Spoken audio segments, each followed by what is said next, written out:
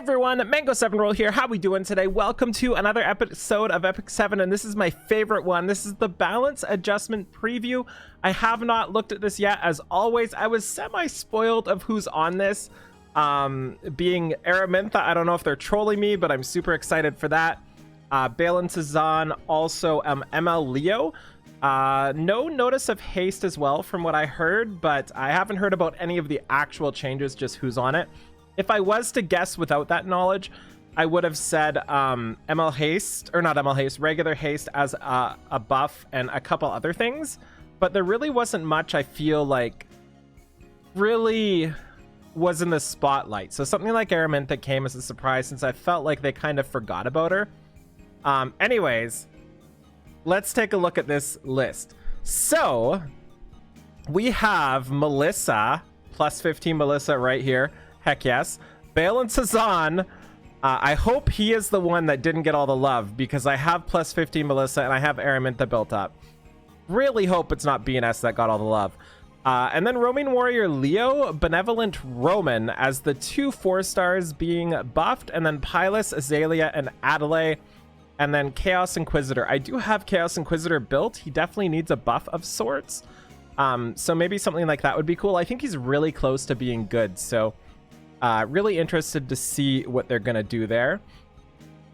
And Roaming Warrior Leo, I've been saying for a while, and again, so has everybody who's played Summoner's War, like, if they're gonna make a bomb unit, they need to make them similar to Sierra in Summoner's War, which is basically like do a bomb, get an extra turn, and be able to detonate all in one kit.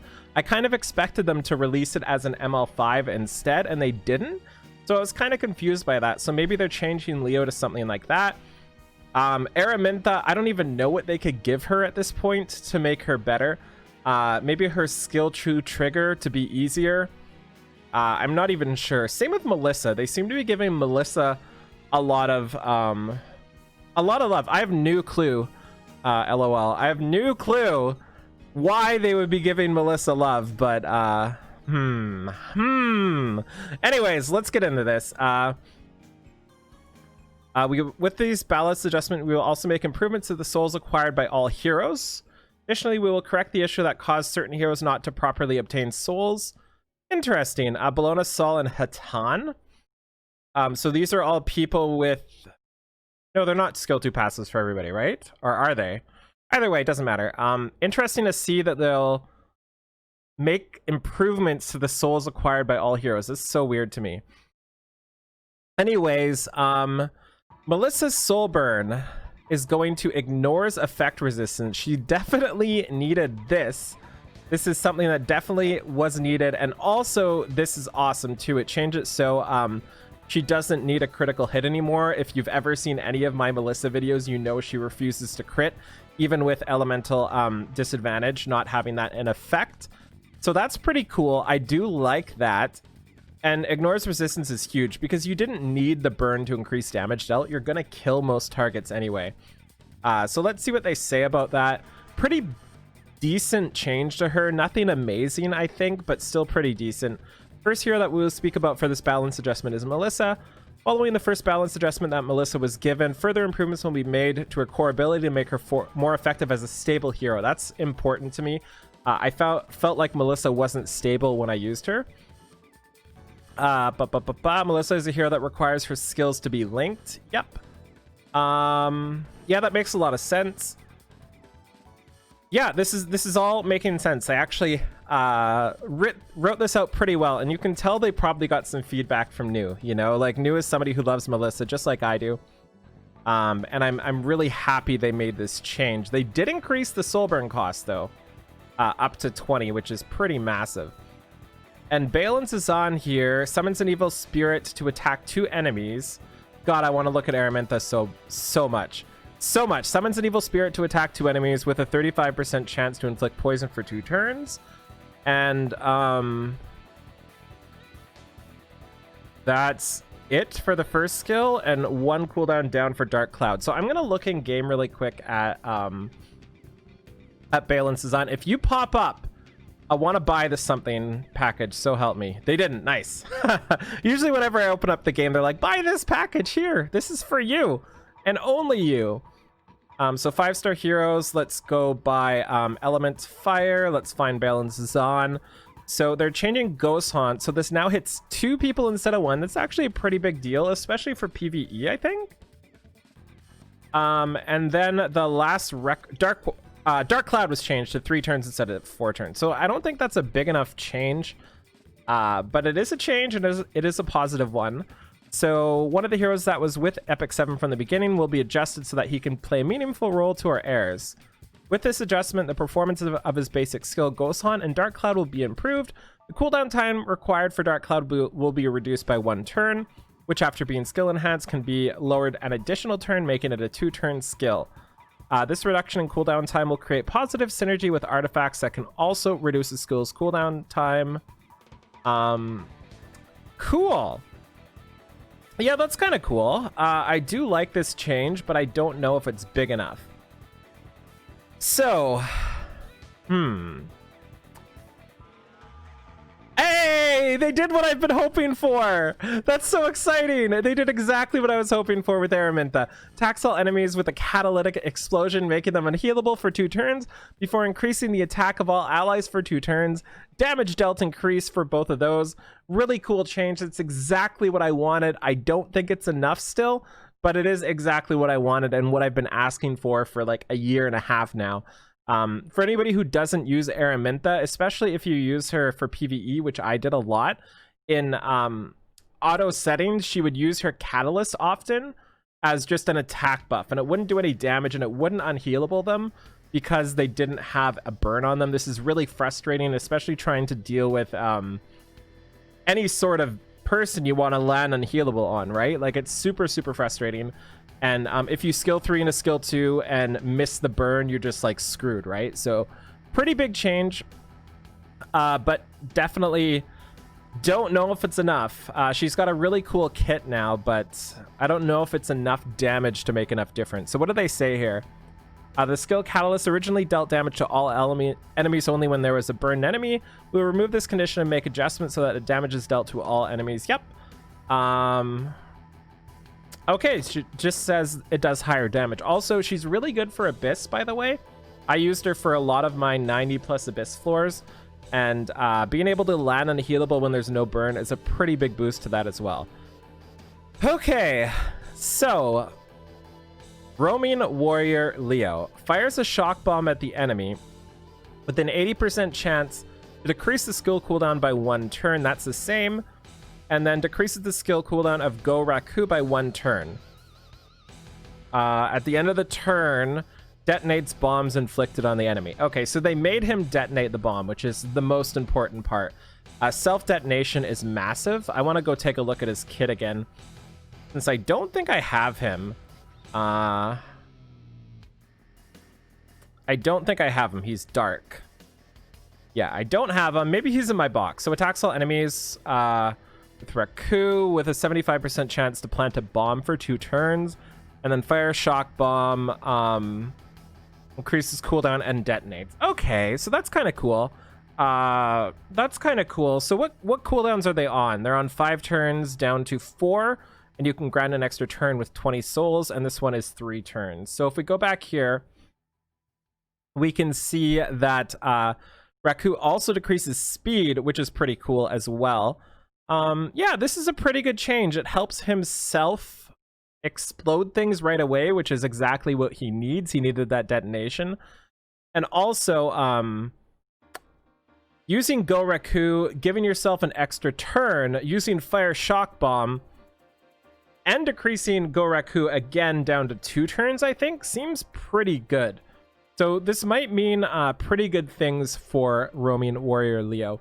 So we are happy to announce the balance adjustment for Roaming Warrior Leo, particularly for our heirs who have been requesting this improvement. First, the skill Go Raku will have a 2-turn speed debuff added. In addition to the actual effect of the decreased speed debuff, this was also added to elongate the amount of time the enemy will be debuffed before they can have a turn and dispel their debuffs. Jesus. Additionally, the skill Fire Shock Bomb will now reduce the cooldown of Go Raku by 1 turn. while at the same time detonating bombs inflicted on the enemy at the end of the turn. The enemy who is inflicted with the bomb will immediately be stunned as well as take damage. Really cool. I think this is going to be pretty good for Roaming Warrior Leo now. For those of you not familiar with Summoner's War, they have a very similar bomb system, and the way Syrah worked, who was basically like an amazing bomber, everybody used her if they had her, was her skill 1 gave her additional combat readiness, her skill 2 planted a bomb on somebody, and a damage over time ability, and ignored element disadvantage, I think, and gave her an extra turn. And then her skill 3 detonated all the bombs and everybody ended damage. It was pretty insane. And also in that game, you had equipment that could make you go twice. So you could land a bomb, go again, land a bomb, explode, kill everything. It was really cool. So that's kind of the character we're waiting for with bombs to take advantage of this new mechanic that nobody is really using. So Benevolent Roman is something I'm going to have to read a couple times just as a warning because I'm not really familiar with him. So this is Sulburn to 20, increases the chance of activating Mana Burst to 100%. And Mana Burst, let me read his kit again. I'm not familiar with him. I think he's light. I don't have him either. So, Jesus, there's so much text on this guy. So Mana Fundamentals, attacks all enemies with condensed mana dispelling 1 buff before a 60% chance to silence on a 4-turn cooldown. Reduces the effect of decreased combat readiness debuffs inflicted on the caster. And Mana Arrow attacks the enemy with concentrated mana before a 35% chance to activate Mana Burst. Effect chance is doubled when the target is silenced. And Mana Burst attacks all enemies, decreases combat readiness by a random amount between 10 and 50%. So the Sulburn now guarantees that Mana Burst to happen. And also the base is up by 5%. And Mana Fundamentals attacks all enemies, dispelling 2 buffs. Oh, lordy. And it grants an extra turn. Oh, lordy. So Benevolent Roman seems bonkers now, just like my first impression. Being able to do this and go twice seems pretty insane. Pretty insane, especially since if you do Sulburn... Oh, they changed the Sulburn from activating to not activating. Sorry, I misread that earlier. So you can Sulburn his skill 3 and then Mana Arrow after with a 35% chance, which is doubled up to 70% chance to blow them out of the water. But the thing is, he's still really low rates, right? Like if you're Mana Fundamentaling, you only have a 75% chance to silence them after. So that's kind of low, but if you do hit one person, that's all you need. But then after that, you need to hit another 70% chance if you hit a silence on somebody to land the Mana Burst. So this is really cool. That's really cool. I'm not going to read any more of this because I think I explained it right. I hope I did. But he seems pretty nutso to me. That seems like a pretty good combination, especially having no element disadvantage. Okay, so Pylus needs a buff, obviously. So damage dealt increases proportionate to the caster's defense. I really like defense scaling bruisers. So will before stacks up to 3 times. Stacks up to 5 times. So increases defense when attacked. After every 4th attack suffered. Increases defense of all allies for 2 turns. The caster's increased defense can stack up to 3 times. Oh, it increases the defense. So it's... They'll probably say if it's the same thing or not, but it just makes it stack faster. Okay, I missed this line at the bottom. I didn't see that. So maintain position, attacks the enemy, and grants a barrier to the caster for 2 turns. Barrier strength is proportional to the caster's defense. Now it attacks and gives her a provoke. And one of the things we've realized is... I want to see, I don't know which ones are skill 2, which ones are skill 1, but one of the things we've realized is 100% provoke is massive. In the hands of somebody like Fallen Cecilia, the amount of battles that have been won by 100% chance to provoke is insane. So Weakening Blow is 50% chance to provoke. So it looks like the skill 3, which is guard, is the one that got the maintain position. I'm confused. So her abilities in the game right now are weakening blow, will, and guard. And here they are weakening blow, will, and maintain position. So I'm assuming that's guard. Yeah, it's definitely guard. It's the same stuff here.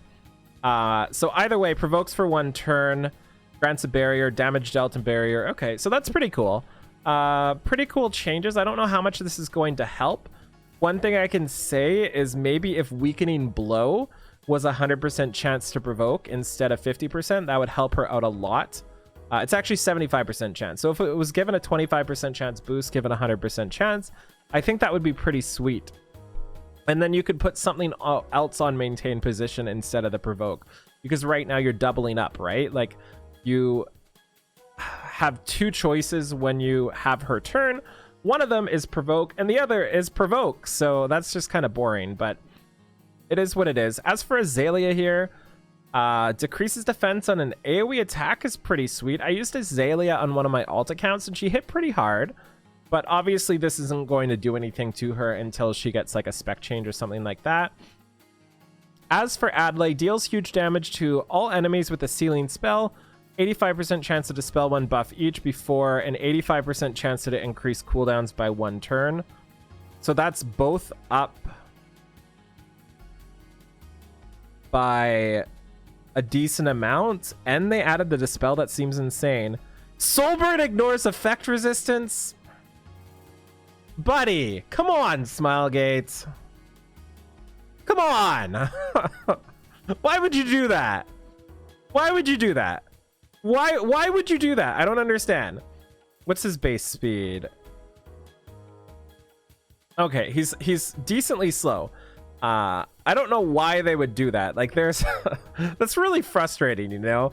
Giving somebody Dispel and something like that with ignores effect resistance is massive. Absolutely massive. His is like 1. He's faster than Basar. Jesus. I don't know why they do that. That's really frustrating. Really frustrating. This is like the most annoying thing to fight against is like ignores effect resistance. It's really annoying, especially when people are fighting against you in Guild War, because you work all that time to get that ER on the gear and get your setup right. And they're just like, ha, ha, ha, ha, ha, ignores effect resistance. I'm the best ever. Really frustrating. But the thing is, they can still miss that 15% chance. So it is what it is. That's frustrating to me. I can't believe they did that. Obviously, a huge buff. Adlay seems pretty insane now because increasing skill cooldown seems better than what Basar does a lot of times. Not all the time, but sometimes. But it also is down to 15%, which is pretty rough. Okay, Jesus, Chaos Inquisitor. So one of the problems with Chaos Inquisitor before I read this was he only takes X% of damage when he's hit. That like can exceed X% of his health. I forget how much. I think it was like 35 or something like that. But the problem was somebody like SSB would skill 3, take that full 35%, and then drink proc the other 35%, I believe, if I'm right. So it did more than it should have because of that. And Charles as well would attack once, take that 35%, and then attack again, take that other 35%. So it was really difficult to use Chaos Inquisitor effectively. So they're upping the damage on his rune, upping the combat readiness by 1%. Heck yeah!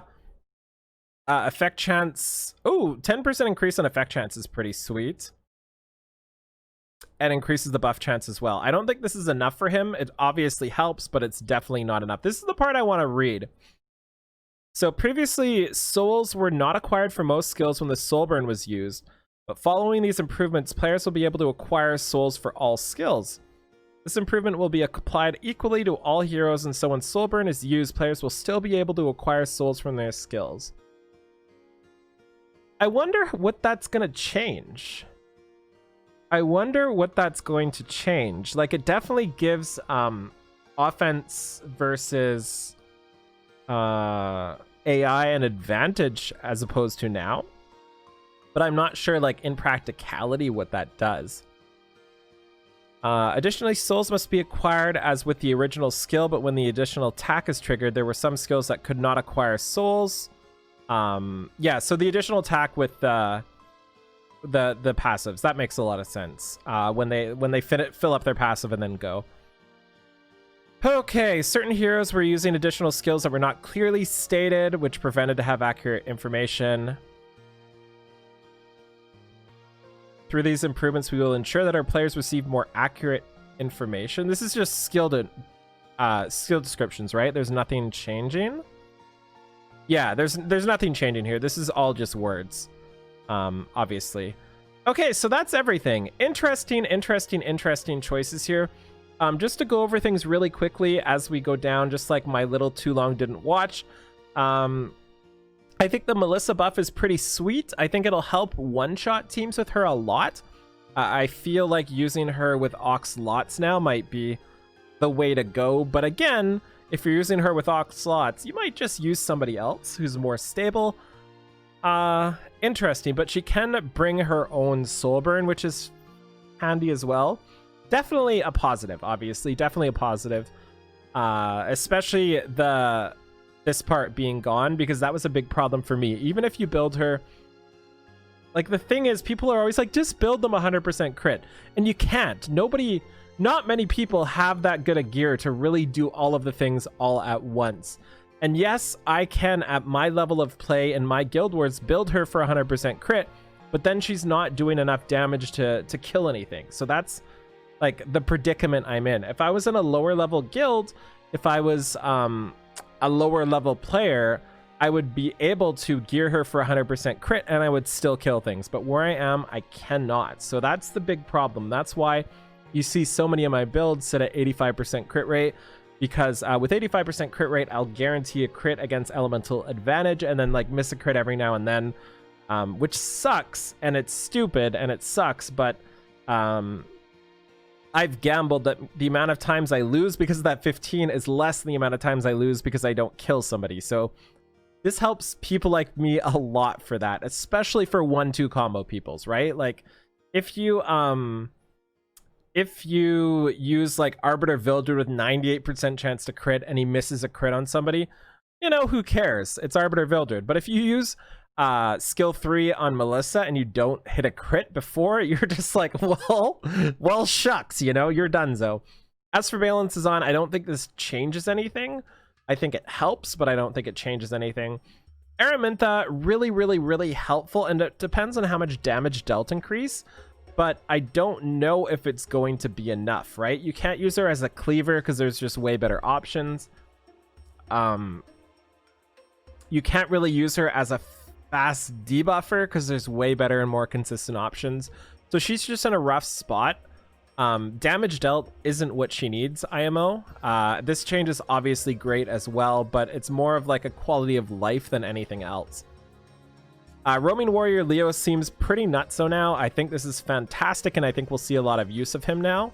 Benevolent Roman seems to be pretty solid as well. 2 buffs is huge.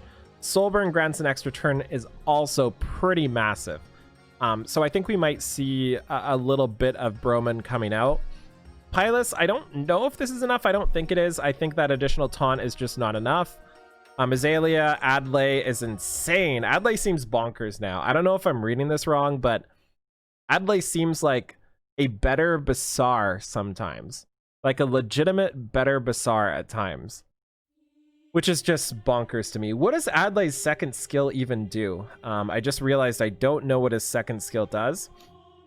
And the most important part about Adlay is he's a 3-star, so you can skill him up without Molagora. So combat readiness increases by 9, 10, 11, 12% every time an ally except for the caster is attacked, and the ally's skill cooldown is reset for the casters when an ally dies. Okay, so that seems pretty great. And he's got a stun on his skill 1.